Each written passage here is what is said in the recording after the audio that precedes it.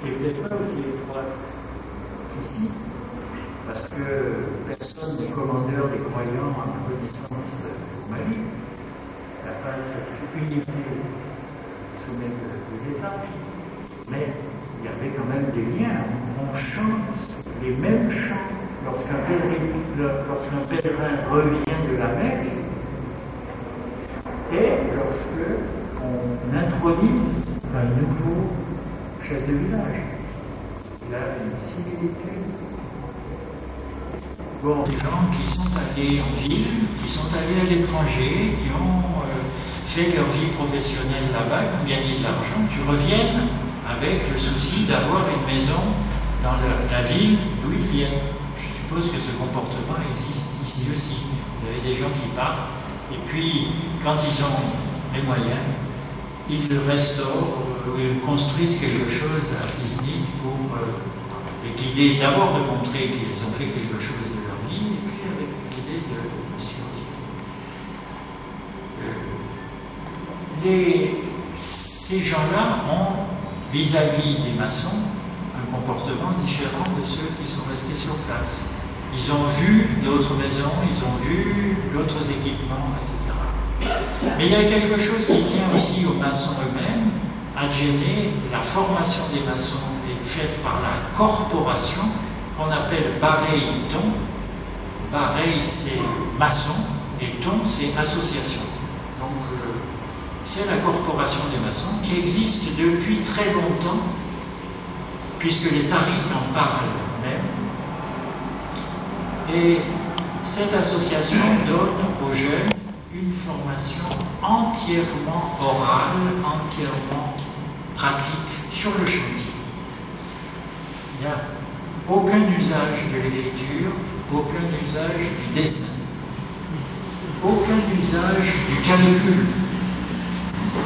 L'administration vient maintenant en disant faire appel d'offres, présenter le dossier.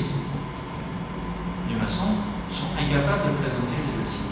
Donc notre projet, c'était alphabétisation fonctionnelle des maçons, pour qu'au moins ils comprennent ce que c'est qu'un devis et qu'éventuellement ils soient capables de faire des devis en s'entraînant un peu, qu'ils soient capables de lire ces appels d'offres, de savoir, de comprendre en lisant quel genre de bâtiment on leur demande, quelles contraintes on leur demande. Et puis il y a quelques problèmes qu'ils ne savent pas bien résoudre dans les constructions en terre, c'est par exemple faire une installation électrique qui ne soit pas tirer un fil d'un côté de la pièce à l'autre et puis mettre une ampoule au bout du fil, un interrupteur, voilà. Il y a des installations comme ça qui sont à la fois dangereuses, pas du tout pratiques et pas belles. Et d'un autre côté, on ne fait pas des saignées dans un mur en banco, on ne rebouche pas les saignées de façon aussi facile que si c'est mur en ciment ou en plâtre. Même chose pour l'eau, l'installation de l'eau, l'évier, la cuisine, la salle de bain, etc. Si on veut que ce soit bien fait, il faut que les maçons apprennent à le faire. Donc notre projet c'était ça, avec comme chantier-école la construction d'une maison qu'on allait appeler maison du patrimoine. On en est là à l'heure actuelle. Notre association a comme activité essentielle, donc sur place, information des chefs de famille, des enseignants, des scolaires. Sur place aussi, discussion et prise de position sur la protection du patrimoine au quotidien. Ça veut dire en fait qu'on est un peu, je ne sais pas comment dire, ceux qui font la critique de ce que font les autres. Critique l'administration, critique en disant voilà, ça n'a pas été bien fait, ça ne devrait pas être fait comme ça si on voulait que le patrimoine soit défendu. Par exemple, le permis de construire. Permis de construire, les gens de la mairie ne se déplacent en général pas pour voir ce que monsieur Untel veut construire dans sa rue. Et parfois, monsieur Untel, il construit son garage sur la voie publique.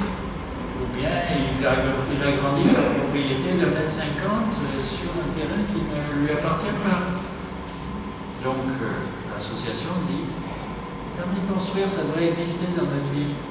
Il faudrait faire ça correctement. Revêtement briques cuites, ça a été quelque chose qui a été devenu la mode à Djenné. Coller des briques cuites sur les façades, ça coûte cher et ça a les inconvénients de tous les crépis aussi. Bon, les travaux sur la mosquée, les besoins des artisans, les activités de la main des uns et des autres. On a un bulletin qui paraît 2 fois par an. On a un site internet. On travaille un peu avec les guides. On travaille beaucoup avec les maçons. Et voilà une réunion de notables de Djenné. Vous avez le chef de village qui vient Sable. Vous avez un certain nombre de ces notables. Celui qui a un grand turban blanc, une barbichette, était le président de l'AMUPI, l'Association malienne pour l'unité et le progrès de l'islam. Donc une association locale, religieuse, officielle. L'AMUPI a été, on peut dire, créée à l'initiative du gouvernement pour avoir un interlocuteur sur les questions religieuses. Tout à droite, là en bleu, c'était un enseignant qui est hélas décédé aujourd'hui, qui était membre de notre association, mais très actif. Voilà une vue de Djenné depuis la forêt environnante. C'est pas une forêt très dense. J'en ai terminé. J'espère que je n'ai pas été trop long, que je ne vous ai pas ennuyé et que vos remarques nous permettront de mieux profiter les uns des autres de l'expérience que nous avons acquise dans la protection du patrimoine.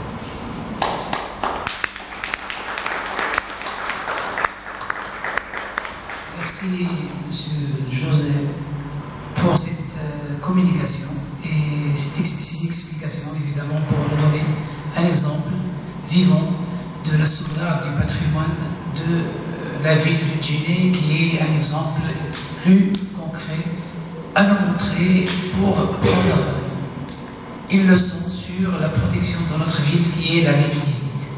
J'ouvre, évidemment, pour discuter ce thème, on ouvre la liste pour les intervenants, si vous avez quelque chose à demander ou bien il est question de remarques que vous voulez poser à M. José. Donc, M. Joseph, qui nous a amené dans son voyage dans le temps et dans l'espace pour découvrir une ville qui est à la fois proche et loin du Maroc. Je ne saurais oublier de remercier également les organisateurs qui nous ont permis cette rencontre. Donc bien sûr l'association Amoto, le conseil municipal et la Salima. D'abord votre exposé m'a permis de découvrir